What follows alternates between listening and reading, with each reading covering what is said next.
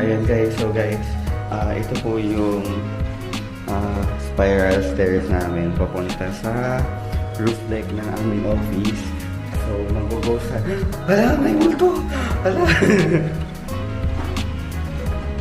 So, titignan po natin. Ayan! So, ito po ang roof deck namin sa office. Ayan.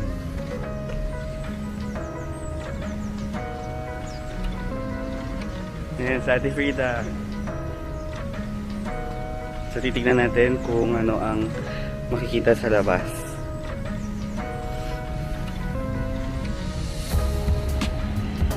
Ayan. So, dyan po nakalagay ang aming mga equipments.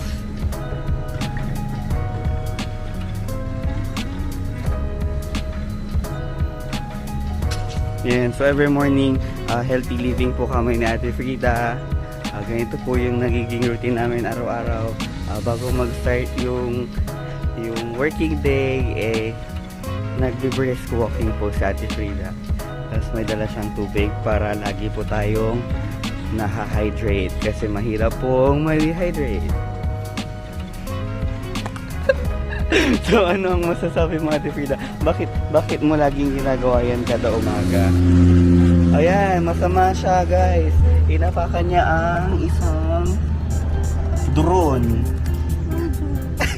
Hindi ba drone yan? Yeah, so bakit mo ginagawa araw-araw yung pag-brisk walking, Ate Frida?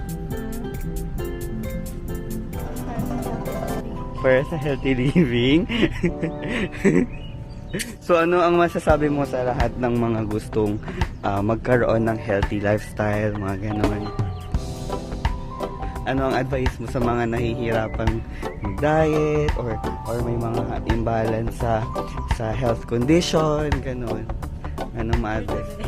Ano? Enjoy to them. Enjoy to them.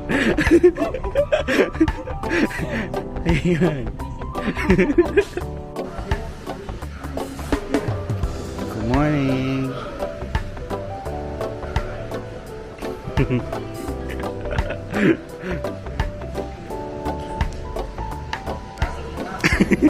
Ay, naka-record to.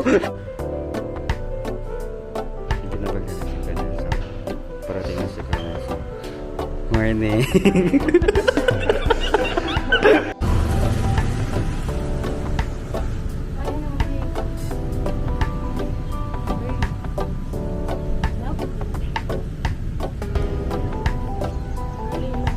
Early in the morning, kung nakikita nyo po, may naglalang po ng mga ibon.